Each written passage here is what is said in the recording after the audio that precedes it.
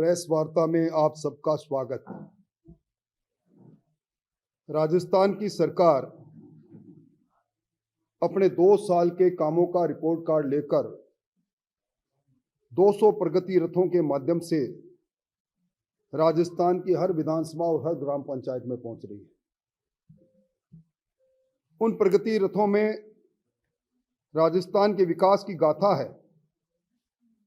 लोग बड़ी उत्सुकता से बड़ी संख्या में वहां आ रहे हैं। सरकार के गतिशीलता को देखते हुए प्रतिपक्ष को जब कोई ऐसा मुद्दा नहीं मिला तो चाय के प्याले में तूफान खड़ा करके ऐसे मुद्दे जिन मुद्दों के जनक वो खुद हो उनको गढ़ने का काम अब प्रतिपक्ष के लोग कर रहे हैं। सेव अरावली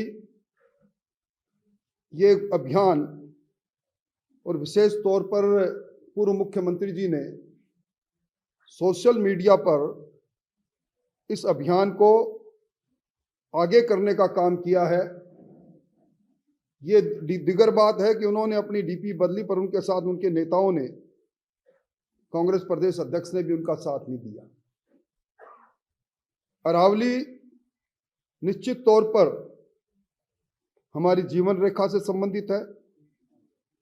2.5 अरब वर्ष पहले का इतिहास इसके साथ जुड़ा है। यह राजस्थान, हरियाणा, दिल्ली और गुजरात के अंदर 37 जिलों में 1,44,000 वर्ग किलोमीटर में फैली हुई है। अरावली को सेव करे, बचाने के लिए केंद्र सरकार, राजस्थान सरकार कटिबद्ध है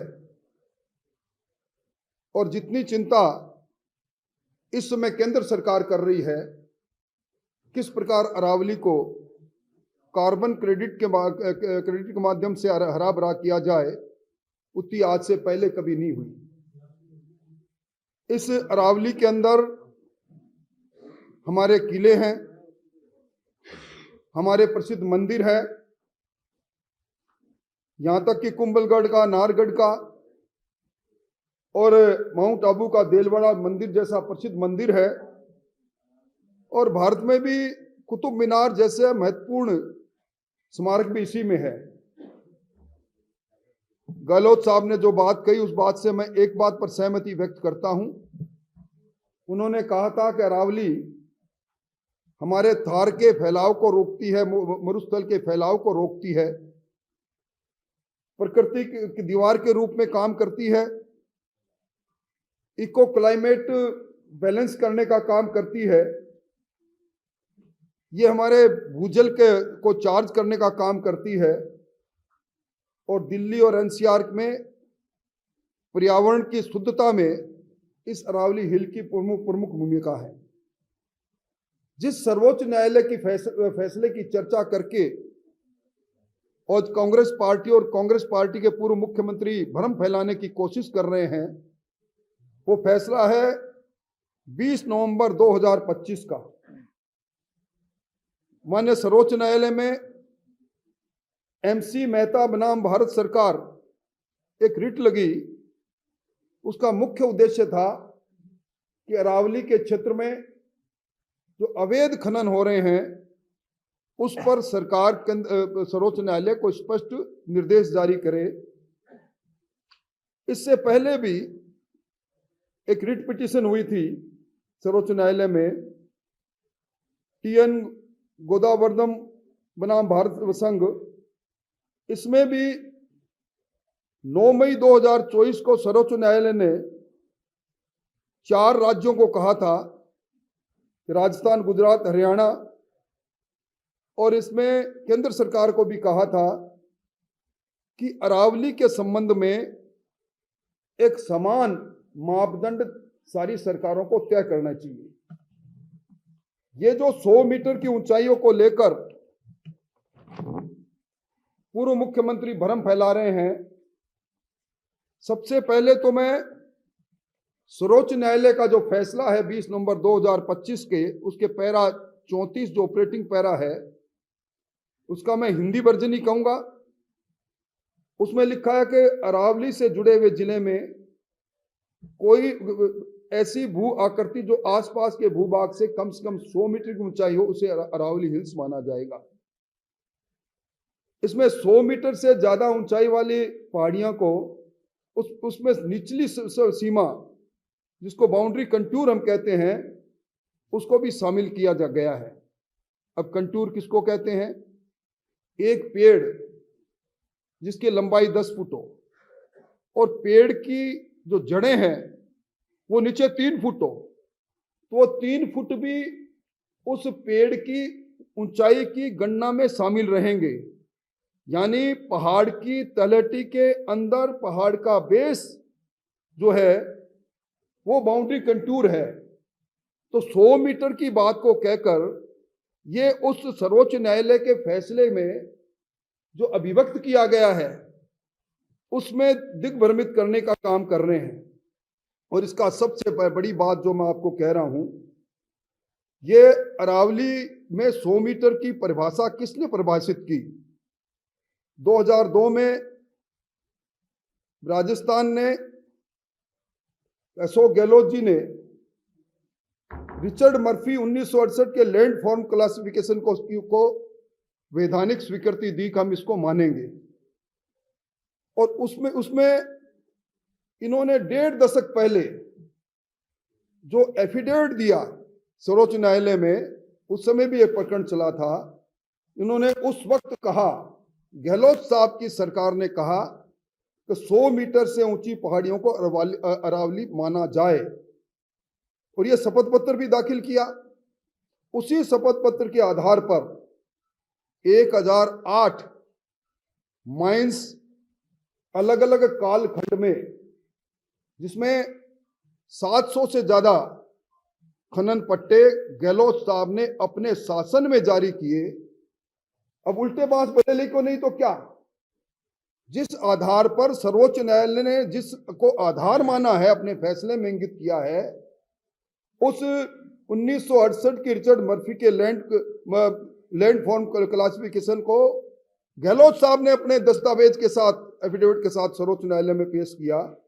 और यही नहीं, 19 अगस्त 2003 को गहलोत साहब ने सारे जिलों के अंदर, 17 जिलों के अंदर ये निर्देश दिए कि 100 मीटर अरावली की ऊंचाई मांगते हुए खनन पट्टे कहां जारी किए जा सकते हैं, खनन विभाग इसका सर्वे करे। आज अपने ही किए गए कर्म को वो ढकने के लिए, अगर उनको चिंता है, जैसा मैंने पहले कहा कि सर्वोच्च न्यायालय के फैसले के आधार पर केंद्र सरकार ने और केंद्रीय पर्यावरण मंत्री जी भूपेंद्र यादव जी ने जो कहा, उसके आधार पर अरावली श्रृंखला को कोई भी नुकसान नहीं होगा। अब गहलोत साहब ने कल बयान दे डाला कि 90% अरावली समाप्त हो जाएगी। अब आप सबको मालूम है कि अरावली के अंदर 25% हिस्सा ऐसा है जो या तो अभ्यारण्य है, या कोई नेशनल राष्ट्रीय अभ्यारण्य है, या फॉरेस्ट है, या प्रोटेक्टेड फॉरेस्ट है। ये 4 श्रेणियां ऐसी है जिसमें किसी भी आधार पर खनन पट्टा जारी किया ही नहीं जा सकता। कड़े नियम बने हुए हैं। और जब केंद्रीय मंत्री ने स्पष्ट कह दिया कि अरावली पर्वतमाला को कोई आंच नहीं आएगी, और यही नहीं, अभी जो मैंने ग्रीन क्रेडिट फंड की बात की, इस ग्रीन वॉल को मजबूत करने के लिए गुरुगांव से 700 एकड़ में काम भी प्रारंभ हो गया। अब सर्वोच्च न्यायालय ने जो कहा वो एक तरह से सजेशन है उनका। उन्होंने कहा कि जब तक Indian council of forest research and education द्वारा अरावली क्षेत्र का डिटेल साइंटिफिक मैपिंग और सस्टेनेबल माइनिंग मैनेजमेंट प्लान तैयार नहीं हो जाता, तब तक कोई खनन पट्टा जारी नहीं किया जाता। कौन सा प्लान तैयार हो गया? गहलोत साहब क्यों चिंता कर रहे हो? क्यों आप अपने अनुयायियों को कह रहे हो कि मौन जुलूस निकाले? आपके पास मुद्दा हो तो 5 साल बनाम 2 साल पर सरकार के विकास के कामों पर बहस की चुनौती को स्वीकार करके खुद आप विधानसभा में आओ। दुर्भाग्य है कि राजस्थान में 3-3 बार मुख्यमंत्री रहने के बाद 3 दिन विधानसभा में नहीं आए, लोकतंत्र का अपमान कर रहे हैं। और ये जो 100 मीटर की परिभाषा है, इसमें मैं एक बात और, सर्वोच्च न्यायालय ने जो अभी कहा है 100 मीटर या उससे ऊंची पहाड़ियां, उनकी ढलान की दो पहाड़ियों के बीच में 500 मीटर के क्षेत्र में आने वाली सभी भू आकृतियां खनन पट्टे से पूरी तरह बाहर रहेगी। यानी अगर दो पहाड़ियां पास पास में है और उनकी दूरी 500 मीटर की है, तो उनमें भी दोनों को जोड़कर ये देखा जाएगा कि ये 100 मीटर की ऊंचाई अब की बात है, इसमें ऊंचे है तो उसको उससे बाहर कर देंगे। अब इन्होंने सेव अरावली सोशल मीडिया में 28 दिसंबर को लगाया और अपनी प्रोफाइल पिक्चर बदली। कांग्रेस की एकता देखिए आप, ना तो डोटास राज जी ने, ना मल्लिकार्जुन जी ने, राहुल गांधी जी ने, ना सचिन पायलट जी ने अपनी प्रोफाइल पिक्चर बदली। यानी इनके साथ इनकी पार्टी नहीं है। और सर्वे ऑफ इंडिया के एक कमेटी के विश्लेषण से स्पष्ट हो गया कि राजस्थान में 1 मीटर के दायरे 100 मीटर की ऊंचाइयों की मापदंड में 98.9% राजसमंद के अंदर अरावली हिल्स पर खनन पट्टे जारी नहीं किए जा सकते। उदयपुर में 99.89, गुजरात के साबरकांठा में 89.4 और हरियाणा के महेंद्रगढ़ में 75.7। इसके अलावा राष्ट्रीय उद्यान है, इको सेंसिटिव जोन है, रिजर्व फॉरेस्ट है, वेटलैंड है।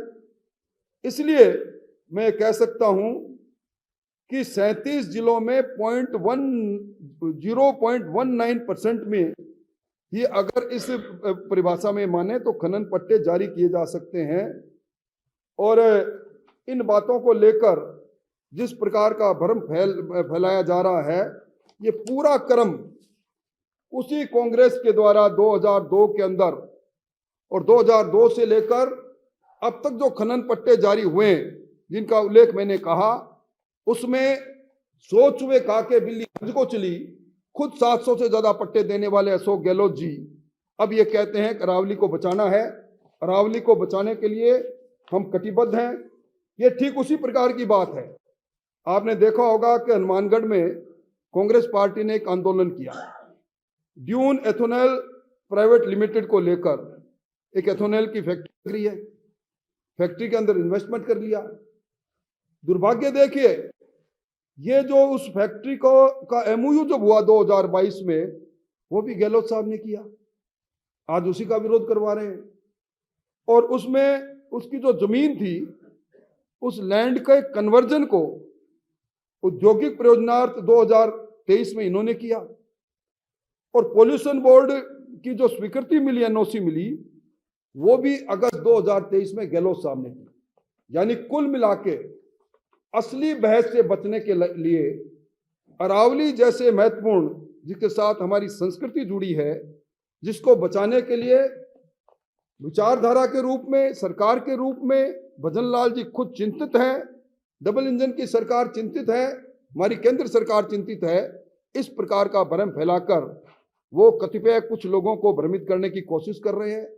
मैं आपके माध्यम से समस्त उन प्रबुद्ध लोगों को निवेदन करना चाहता हूं, सर्वोच्च न्यायालय के फैसले में जो कंटूर की बात कही गई है, उससे ये ऊंचाई 100 मीटर की बजाय कहीं 20 मीटर, कहीं 30 मीटर, कहीं 50 मीटर रहेगी। और इसका अगर इससे चिंता है तो उनको भर्त्सना करनी चाहिए उस कमेटी को, जिस कमेटी की मंजूरी 2002 में गहलोत साहब ने की। पहली बात तो इससे, इस फैसले से अरावली संरक्षित रहेगी। और अवैध माइनिंग के खिलाफ में भजन लाल जी की सरकार ने पिछले 2 वर्षों में तबाड़तोड़ कार्रवाई की है और उस खनन को रोकने के लिए सरकार कटिबद्ध है। मोटे तौर पर मुझे कुछ इसी एक ऐसे विषय पर जो आज जनचर्चा का विषय बना है, और कांग्रेस मौन जुलूस इसलिए निकाल रही है कि अगर वो बहस करे तो उसको बहस में वो अनुत्तरित हो जाएगी। और मैं चाहूंगा और मांग करूंगा कि इस बात पर भी, जिस प्रकार हम मांग कर रहे हैं कि 2 साल बनाम 5 साल के विकास की बहस 2 दिन की विधानसभा में चले, इस मुद्दे को भी विधानसभा में लेकर जाए ताकि दूध का दूध और पानी का पानी हो जाए। आज छुट्टी के दिन आपको तकलीफ दी, आपको धन्यवाद।